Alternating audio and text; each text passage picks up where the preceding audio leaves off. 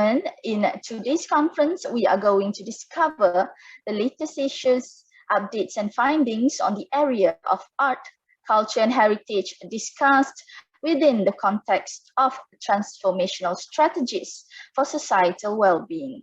Mild a reminder to our respectful viewer and participants.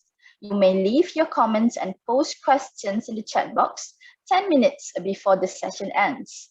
You may ask personally, or I shall read the questions from you in the chat box. Ladies and gentlemen, now it is my honor to invite the first speaker for Day 2 of ICACH 2021, Professor T.S. Dr. Ruslan Abdul Rahim, Rector of Akademi Seni Budaya dan Warisan Kebangsaan Aswara Malaysia, to deliver his presentation. Please welcome Professor T.S. Dr. Ruslan.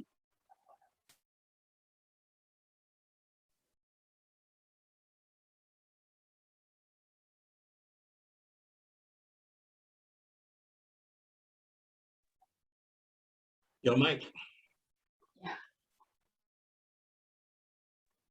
Prof, I'm so sorry, Prof, but it seems like you are muted right now.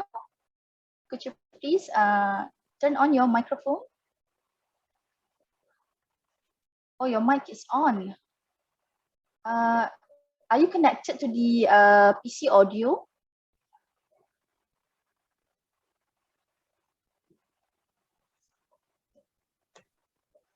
There is an, sir, if you, Prof, if you see there is a tiny arrow. Oh yeah, I can hear you now. All right. Okay. Yeah. All right. Thank you. I mean, it's normal. Like technical glitches are always abound when we have a video conference. Yes. It's always a new lesson for me every time I use it. So, can you hear me right now? Yes, very clear, Prof. Okay. So let me just quickly repeat. I'd like to take the opportunity first to thank the organizers, especially University College Yayasan Pahang on this and congratulate everyone involved for this international conference on art, culture, and heritage, and the theme of for societal well-being, developing new transformational strategies. I think also like to take this opportunity also to thank the Vice Chancellor, Professor Emeritus Dr. Ahmad Zainuddin, for giving me this opportunity to share my thoughts a bit on this. It's very interesting. If I can just, before I launch into my presentation, actually, what he mentioned a lot about yesterday mirrored a lot of what I was also thinking about these past few months, actually. If we look at the landscape right now, obviously things are changing, and I think there is an urgent need, as mentioned also by Honorable Vice Chancellor, about the change of or the transformation. I think my thoughts or to share with everyone for today is that I'd like to delve a bit more. If you look at my abstract here, delve a bit more into rather than for me to suggest transformational strategies on post about what has happened or what is about to come. I'd like to take a half a step backwards and look perhaps into maybe the source of our, what you call, not the source, but the practice of the existing curriculum of art and design higher education in Malaysia right now. And not just Malaysia, I think in the whole region or on a global aspect. There's something very interesting I've discovered quite a few times, quite a few period, quite a way back actually. And it's very interesting that I can, maybe we can actually take this to another level of discussion. So it'll be interesting because I know we have friends from Indonesia.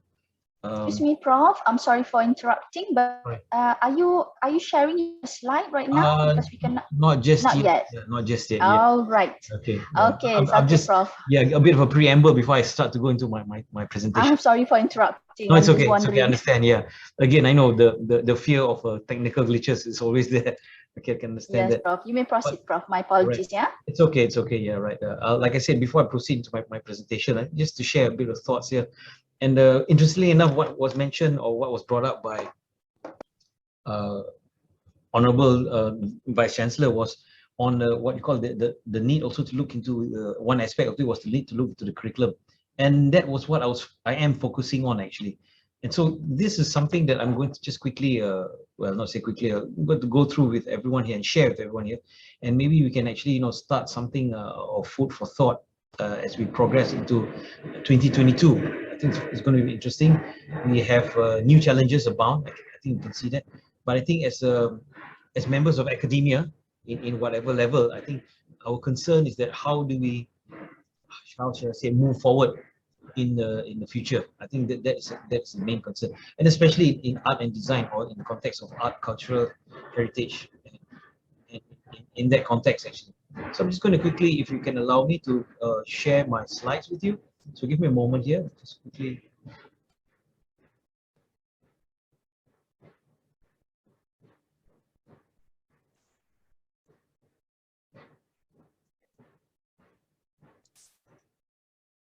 Okay, what can I just do a share screen?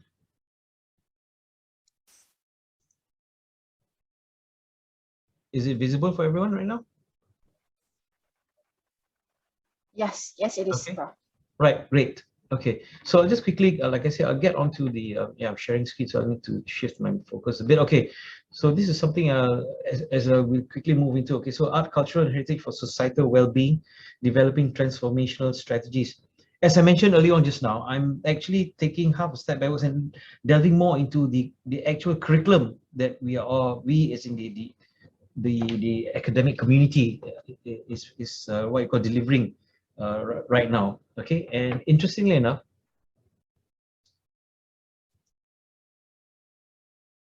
okay, the title of my presentation is actually a transformation, where we at right now in terms, in the context of art, design, education. And as rightly put by the Honorable Vice Chancellor, was that, you know, the effects of it, you know, into alignment with the 17 United Nations Sustainable Development Goals. I think that it's all coming forth right now at this point in time. What I'm looking at is actually in the context of what you call the practice and the academic discipline at this point in time. It's very, very interesting if you were to look at that, okay, the challenges that's posed for us right now. And I think this is something that all of us in the academic community is going through right now. And let me just quickly bullet out the challenges here, okay? Well, the UN Sustainable Development Goals would actually address the global challenges here, okay? And its context is like, you know, we're marked with, at this point in time, the world is marked by ambiguous boundaries. I think this pandemic has shown, you know how the global reach and how it has affected every level of society, and even in the educational community. We have been having classes on a hybrid mode. We've been having classes in a purely online mode, and at one time we did not even have classes or lectures for that matter. And this has also changed the landscape. Right now, I think for future planning, since we find that delivering our lectures in a hybrid mode, the standard infrastructure of having what you call lecture theaters or lecture rooms or studios, okay, is also needs to be reconsidered. So those are some of the few things I think that we are going through right now, and I know, you know, it is quite an uphill task to look at that, because we're talking about ever shifting needs, as mentioned just now. You know, the digitalization of the nature of our academic environment is going on threefold or fourfold. It's really increasing right now. For example, if you notice yesterday's newspapers, Malaysia is going for a big push towards 5G technology. All the telcos in Malaysia are, you know, taking out big advertisements right now and telling us that, you know, how 5G is going to change our lives, and how for businesses it's much needed. And I think the spillover into the academic community is also unavoidable. You have to think that, you know, what's going to come soon if it's not already here, and how that we can actually move the next step. So these are things of what you call, I would say, under the context of what you call a global challenges. So again, it's about the breaking of the boundaries and all that kind of things. And I think this is where we can look into what you call addressing the, as mentioned for the, as the theme for this conference actually, okay, how we must address the major societal issues facing us right now. For example, as mentioned by, you know, brought forward the United Nations Sustainable Development Goals, and how do we seek to actually align ourselves with that. We can't, I say we as in the academic community, we can't afford to stay, how shall I say, stay isolated in this. And again, all the other challenges that comes together with it. For example, if I were to go to the next point, we talk about systemic challenges. Now, this is where we talk about, you know, we have to design what I would consider a very complex environment right now. we're going to have a hybrid of physical and virtual, if you can call it that, environments whereby our students are going to come from, again, talking about connecting to global challenges, a borderless society. I think UCYP is also right now experiencing that. I'm sure you have international students right now, okay, across the world, across the continents, okay, attending this, and also a part of the students. I have been supervising students online from China and Indonesia and so on and so forth. So I think this is something which I think for me on a personal level, 10 years ago, I wouldn't have thought that this would be possible at this point in time. So things have really started to shift. And what more with the advent of it. Now, if I quickly just move along to what you call performance challenges, this is something whereby we talk about how we need to generate tangible and intangible built environments. So this is where I talk about what I mentioned earlier on just now about the physical and virtual environment. So these are again challenges. We talk about performance challenges, and I think we as staff members or academic members, lecturers, and so on and so forth, I think how suddenly we've got a whole new context to consider. For example, how do we set our lectures now? Okay, it's no more walking to a lecture theatre and having your presentation. It is now considering about what's in the background. For example, okay, setting the background and the videos they want to show. Okay, it is no more just about a simple what you call a static PowerPoint presentation. It goes a lot more than that. So again, as I mentioned, okay, this is something that is going to be really, we're catching up. I'm confident of that. And lastly, the last point I'd like to just expand a bit on what is known as contextual challenges. Okay, we're talking about new products coming out or new systems of delivering our lectures and all that kind of things. And I think this is something that we really need to look into and have what you call a more structured approach. My understanding or my experience right now is that we are all, I say we as an academic community, yeah, I think we're all experiencing what you call mostly of like we're taking stopgap measures. That means we're learning as we go along. How to deliver a lecture online, how to run a virtual classroom, for example, and how to do our assessments, testing and assessment methods. And this is all coming into play, and we are taking it literally. How shall I say it? We are hitting the ground running. So this is something that, and not. I know it's a big challenge. It's not everybody's cup of tea, and it's going to be quite a challenge. But like I said again, from an organizational point of view, as a university, I think this is something that we can actually seriously look into and make a concerted effort. Now, just let me get back to track a bit, okay? I'm trying to, like I said, delve into what you call look into I wouldn't consider, well, I would say the root cause of it. The art and design curriculum, which is being delivered right now across most art and design schools and even art schools for that matter. Okay, actually, I would say that what I've come up with is okay, acknowledgement to the Bauhaus group. Okay, this is actually, let me just share with you, and I know that everyone in the what you call from the art and design fraternity can really relate to this, the Bauhaus wheel diagram. And interestingly enough, this came out around the period of the 1920s, 1921-22. It was started or introduced with Walter Gropius and a few of his friends. For example, for the how shall I say it, to put traditional arts into an academic structure. So Walter Gropius actually sat down with Johannes Itten and so on and so forth and started what you call the Bauhaus wheel diagram. This is the curriculum actually. And if you look at it, for example, my art school that I went through back in the 1980, actually, okay, I can really relate to this because when I say the preliminary course, this is where we have basic form studies, whereby we have what they call it workshop or studios, and the materials that we use, we can all really relate to that. Okay, we're talking about glass, clay, metal, wood, even textiles for that matter. Okay, and this actually has early roots from what you call the traditional arts. For us, we call it the living arts right now. For example, textile design, fashion, and so on and so forth. And also, if we have what we call the next approach is that in the inner wheel, we talk about the study of materials and tools. Still, to a certain extent, it is still relatable today because today our study of materials and tools is software and hardware, if we can translate it into that context. So, but we have not taken into consideration how can this affect, or how can we actually societal well-being? How does this affect society actually? When we learn when we have been taught about all this, you know, about spatial study. You look at the inner wheel, yes, spatial study, color studies, and compositional studies, and study of fabrics, and so on and so forth. Study of construction and representation, and nature studies. I think what's interesting is that the need for this curriculum was very relevant in the 1920s, because if you look at history, there was just about that particular period was just about how shall I say, it was just about the aftermath of another pandemic, the Spanish flu.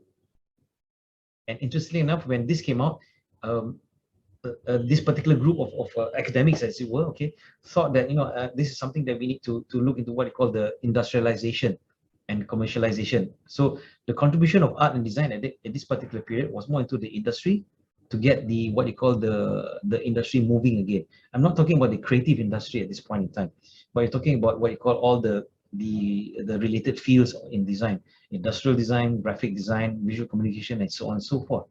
So that's why it has become to this aspect of it. So it calls about what you call looking to the materials. And I think the abundance of what you call nature-based materials, such as clay, stone, wood, even metal for that matter, yeah, was in abundance. Okay, but now we are in 2021. And there's a quote here from Papaniak. Okay, the main trouble with design schools seems to be that they teach too much design and not enough about the ecological, social, economic, and political environment in which design takes place. And this is even more so relevant in this particular period. There are what you call little snippets of realization. There are what you call I realized that I've also seen there are what you call attempts being made to review the curriculum. But at the core of it, if I can just go back, okay, the core of it is still hovers around the Bauhaus wheel curriculum. So it's very interesting to see that. And if I may, yeah, I'd like to open up for discussion, okay? And this is something I discovered last year, actually. This is from Krebs is actually a professor from the Massachusetts Institute of Technology. And interesting enough, I'll just quickly share with you, okay? He's come up with a proposed cycle of creativity, I think mirroring the Bauhaus wheel of creativity, okay?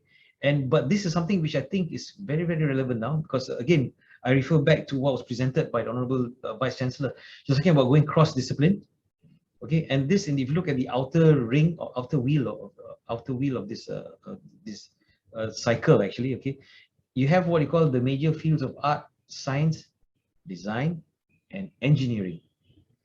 And I think this is something that is really relevant, that we can actually look into. And interestingly enough, when I was talking about the aspects of what you call the virtual world and the real world, okay, the Krebs cycle of creativity here has also made the connection between the physical and what I see as the metaphysical. So these are two very interesting what you call parallels, which I see is happening. I will try to actually now just go a bit into that, just try and draw some parallels, okay? So the cycle of creativity version 3, if you can call it that, okay, covers 4 major areas in the outer spoke, as I mentioned just now: art, science, design, and engineering. And I know a lot of universities, I mean art schools or art faculties right now, are already having this sort of like a multidisciplinary or cross-discipline approach to it. But how much of it is really happening? Okay, is it just at face value, or is it something that's on paper as a curriculum? We need to really look into and put it into practice and see what tangible outcomes that can happen out of it. I think that's the most important thing here. How can we identify tangible outcomes? So maybe a quick look. But I like to put a bit of a caveat at this point in time. This is just one cycle, one reference that I'm just putting to it. There are quite a few other models in existence right now, but I think this is something that we can, how shall I say, take into debate at a later stage, or maybe a quick discussion after this my presentation at this point in time. Yeah? Am I still good for time, Madam Chairman? Right, I just need Yes, Doctor. Thank you very much. I need about just another 5 minutes before I like to open up and try to pick everyone's brains about it. Okay. Now the second inner circle of the cycle of creativity covers the biological and digital, and then also the metaphysical and the physical. So again, interestingly enough, I think this is something that a lot of us can relate to.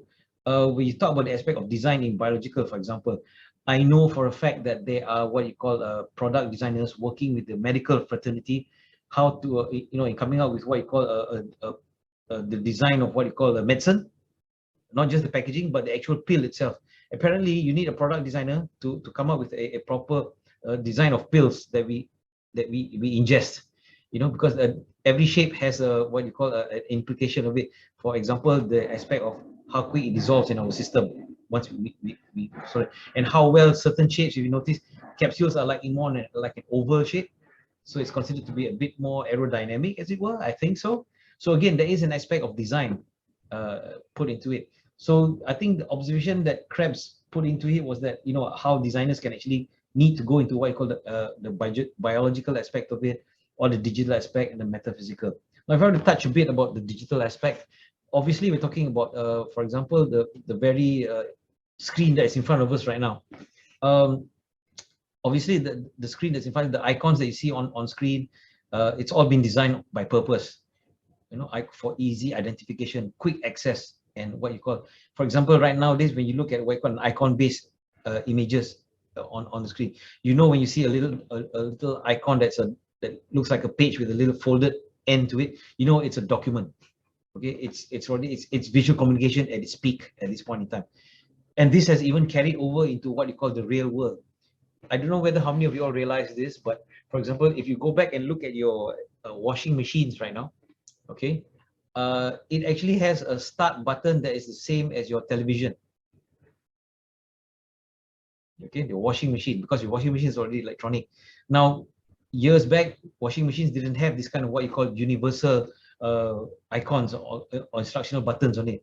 In order to set a washing machine, there are big, huge knobs with numbers or names on it that you got to do the settings and all that. Now it's all at the touch of a button. So again, it's about, well, I would consider it as hard interface. But again, reflecting back on what is known as the cycle of creativity. So they're covering what you call aspects of that. So in a quick summary, actually, at this point in time, I'd just like to again mention that I think this is something that we really need to look into, the serious revamp of the curriculum, and whereby we don't not say don't, but this is a, let me just quickly get back to the earlier Bauhaus wheel, if I may. All right. So the Bauhaus wheel diagram, I think it's established us very well. It has served us very well. And I think, but right now we have to look to the, okay, the other thing I'd like to touch upon here, just food for thought, or to maybe have a discussion a bit after this, is what you call, if we look at all the materials involved here, wood, stone, clay. Wood is such a rare commodity right now. We have managed forests because wood is, if the trees we don't, it affects global warming, the rising of sea levels, and so on and so forth. So wood right now isn't in abundance as what it was in the 1920s. So if we were to go back, point in case here, if we were to go forward into what you call, for example, the Krebs cycle of creativity, the mention of materials here is more in the context of what you call man-made materials. If I were to share with you what you call the present community, maker community of 3D printers, people who do that, the material, the filament material that they use for fused extrusion 3D printers, it is all recycled material, soya based. The excess material is biodegradable. It does not clog up the environment. It does not poison the environment, the flora and fauna. So again, there is a big consideration, and I think this is all, as mentioned again. I have to credit Honorable Vice Chancellor, because he's pointed out a lot of pertinent points. Again, how the waste materials that we use, I think that's something that we also really have to look into. Many examples that I can cite. For example, I have the fine arts department right now and the printing technology department in what you call in the creative industry. They're also looking at what is known as a water-based biodegradable pigments to be used as the medium. So that means the excess materials, the excess colors and all that, when it goes into the sewerage, it does not affect the environment. So again, this has to be embedded into our new curriculum, or the curriculum of art and design that is beyond 2022. And I think if I can just conclude at this point in time. Okay, just a bit of graphics, okay, cover this. All right, so yeah, that ends my conclusion. I conclude here, and I'd like, if possible, I think I have about 5-10 minutes, Madam Chairman. Yes, yes, doctor. You have about 5 minutes All more. right. Oh, okay. I've gone into. I was trying to get 10 minutes of discussion actually, but maybe I'd like to elicit what you call a discussion and input from our panel members or those who are attending right now. I think this is something that we can actually take to another level, and it'll be interesting to see what thoughts that other panel members have on what I've just shared with everyone. So I think with that, I'd like to take a breather right now, and yeah, okay, and get back to screen and see what best we can think. So let me just try to. Are we back? Yes, doctor. All right, cool. You have stopped sharing. Yeah, doctor, we already see some questions in the chat box. Let me read it out, some for you. Right. Okay, the first one, dear Prof, with the recent launching of the metaverse, which indirectly blurs the physical and digital, which allows for manifestation of the digital transaction into the physical world. Okay, what's the question here? What challenges or opportunities do you see with regards to culture and heritage conservation? Okay, okay. As any experienced academic will start off, by saying that's a very good question.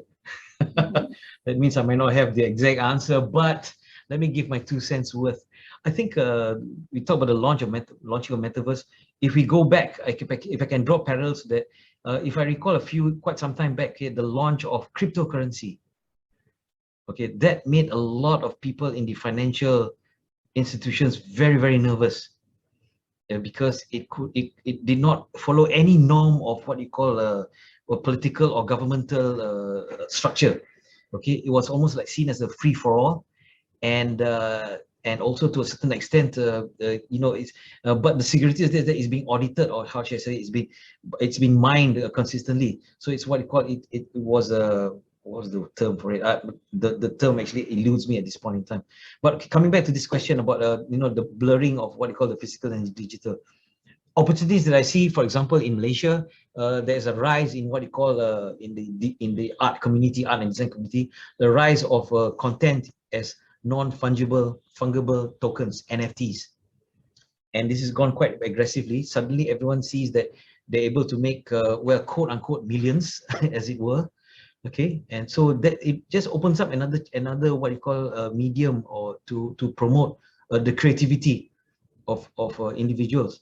Now, I'm not sure whether or not culture and heritage conservation can actually fall under that category, but I think there's something worth to be looked into, and whereby we can actually, I think the advantage of what you call blurring the physical and digital is also blurring the boundaries, the geophysical, or what you call the logistical boundaries.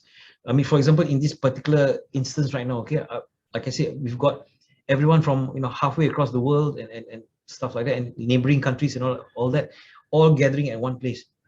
I mean, if you think about it, 5 years or 10 years, well, 6 to 7 years ago, for us to come up with this physical conference, half of us here will have to be flown in.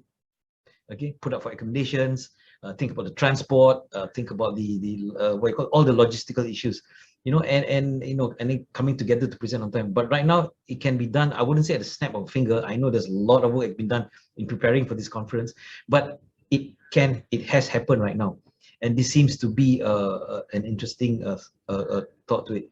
When I look back at the context of culture and heritage conservation, okay, who is it to say that the so-called popular culture now today of what you call video games will be the heritage conservation of the future?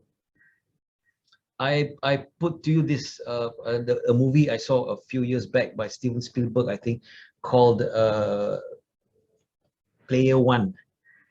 Okay, and the icons there were very relatable to what you call the Gen Zs or the millennials, but that is the history of the culture today. And when it has a history, it bears some sort for heritage conservation. So they had all these what you call characters and like in popular video games which started in the 80s, and in the space of this is 2020, so in the space of like 40 years, okay, you can see that happening. Now, talking about culture traditional culture and heritage conservation in this context, I think this is something that I am looking into how to bring it to the next century, to the next sustainable future actually. How do we carry it over? My concern is that the challenge for me would be, in that context, would be how to retain that integrity or the identity of a culture, in whatever form that is. I think it can be manifested in many forms, be it metaphysical or physical, in metaverse or the real world. But what's important, I think, is to carry on that integrity. I think that's something that perhaps that we can look into. But again, I always track back to the curriculum that we are going through right now, or we're practicing right now. So I hope I've given sort of an insight on that point. Thank you. Thank you, Doctor. So let me see if there is any more question. Okay, I'm sure that if there is any more question